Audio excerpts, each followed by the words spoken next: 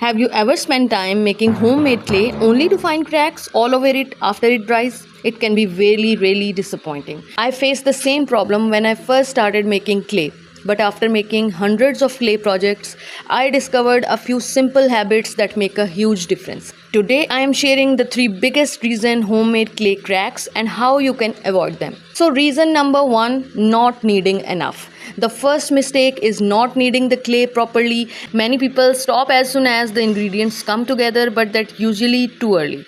Kneading helps every ingredient mix evenly and creates a smooth, elastic texture. This simple step alone can prevent many cracks later. The second reason is that the clay becomes dry. Air dry clay loses moisture quickly, especially if it's left uncovered. If you notice your clay becoming hard or rough, don't add too much water. That usually makes the texture sticky and difficult to handle. Instead, I prefer use a tiny amount of moisturizing lotion and kneading it back into the clay. It restores the softness without ruining the consistency. Keep the unused clay covered while you work also helps a lot. The third mistake happens after you have finished the project. Many people place their clay in direct sunlight or under a fan or hoping it will dry faster. But drying too quickly causes the outside to harden before the inside has dried.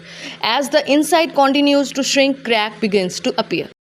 The only method is to let your clay dry in a naturally shaded, well-ventilated place. It will take a little longer, but the final result is much smoother and stronger. These 3 simple tips completely change the quality of your homemade clay. Now it's much smoother, easier to work with, and my finished project rarely cracks. If this video helped you, let me know in the comments which tip was most useful. And in my next video, I'll show you how I use this homemade clay to create beautiful flowers. Don't forget to subscribe so you don't miss it. Take care. Allah Hafiz.